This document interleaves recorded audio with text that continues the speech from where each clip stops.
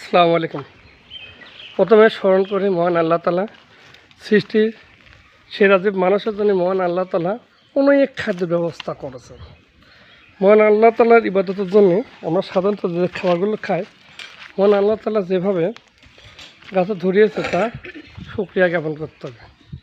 এই গাছ ভরা কাঁঠাল, রসে ভরা স্বাদে ভরা কাঁঠাল। কাঁঠাল সাধারণত হচ্ছে গ্রীষ্মকালের ফল, এটা খেতে খুবই সুন্দর। এই গাছ কত কাঁঠাল আছে এক নজর আপনি দেখুন।